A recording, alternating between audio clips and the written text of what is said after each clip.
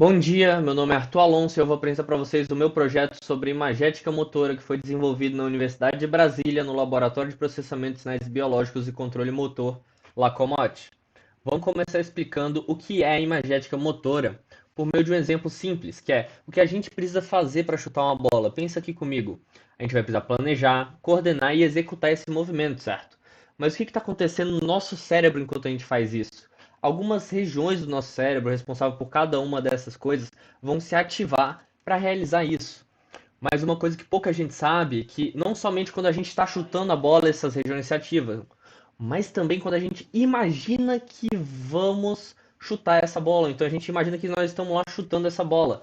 As mesmas regiões do cérebro se ativam, só que com uma intensidade menor, como podemos ver nessa imagem. Mas são as mesmas regiões. Então é bem parecido a gente imaginar com praticar as ações do ponto de vista do cérebro. Isso abre novas possibilidades de tratamento para pessoas com dificuldades motoras, para pessoas com síndromes, como por exemplo a síndrome do membro fantasma, e para atletas de alto rendimento. Vamos agora para um exemplo prático aqui de tratamento de lesões utilizando imagética. Vamos dizer que um cara teve uma lesão cerebral e ele perdeu parte do movimento da perna. Então ele vai ter que começar a fazer fisioterapia para reaprender esse movimento, que é para recuperar o cérebro, fazer com que aquelas conexões que foram perdidas por causa da lesão se reatem, ou então criar novas conexões passando por outros lugares do cérebro. Porque o cérebro ele se adapta muito fácil, mas isso demora. E aí que entra a técnica de imagética motora, não substituindo a fisioterapia, mas sim complementando ela e aumentando a eficiência. Porque como a gente viu, se você já sabe como você tem que realizar o movimento e você pensar nesse movimento, você vai ter um efeito muito similar. E com esse efeito similar, você pode otimizar o tempo que demoraria para você se recuperar da lesão cerebral. Isso abre muitas possibilidades. Outra possibilidade também, o desenvolvimento de novas habilidades com a imagética. Temos aqui o exemplo desse sujeito que está praticando a espada. Mas como que ele treina essa nova habilidade se ele nunca tinha praticado uma habilidade antes? Ele começa e ele repete e depois repete esse movimento de novo e continua repetindo. Mas por que que a gente repetir um movimento faz com que a gente fique melhor nele? O primeiro e o mais óbvio de todos é que o nosso músculo ele vai se fortalecer. Mas o que realmente está acontecendo por trás disso para a gente ficar melhor é que o nosso cérebro está formando novas conexões entre as células, entre os neurônios, eles estão formando novas sinapses. Um exemplo muito prático que a gente pode usar para entender isso é as aulas de direção que você tem. Na primeira aula de direção você está lá, ai meu Deus, eu tenho que ligar o carro, freio de mão, eu tenho que depois mexer o volante, qual que é a ordem? Você está pensando muito nisso.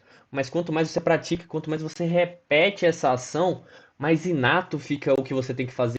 E é isso que a imagética também é capaz de fazer. Porque a gente acabou de ver que se repetir nos dá essas vantagens de novas conexões, a imagética, que é muito similar a isso, também vão ter esse mesmo efeito.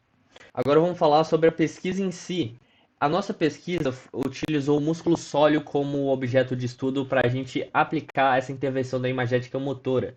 E a gente viu os efeitos da imagética motora por meio da técnica do reflexo H, que é um reflexo medular. O que isso significa? Que a gente aplica um estímulo no músculo, esse estímulo vai até a medula, sofre algumas modificações devido à medula e devido a algumas coisas que estão acontecendo no próprio cérebro e voltam para o músculo. Quando ele volta para o músculo, a gente consegue medir o tamanho do reflexo H. E conforme esse tamanho de efeito fosse mudando do decorrer do experimento, a gente tinha evidências de que algo realmente foi modificado, tanto na medula espinhal quanto no próprio sistema nervoso central do sujeito. Vamos falar um pouco mais sobre o método utilizado. O nosso experimento tinha três etapas onde nós coletávamos reflexo H durante elas.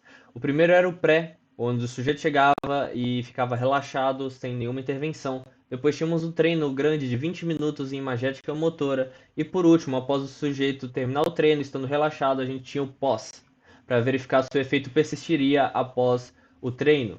Infelizmente, os resultados que nós encontramos foram marginais, com um p-valor de 0,06, o que não indica nenhuma diferença estatística entre nenhum dos estágios. Isso provavelmente se deve ao número de voluntários reduzidos que utilizamos e sugerimos que, caso aumentássemos esse número de voluntários, provavelmente encontraríamos algum efeito significativo.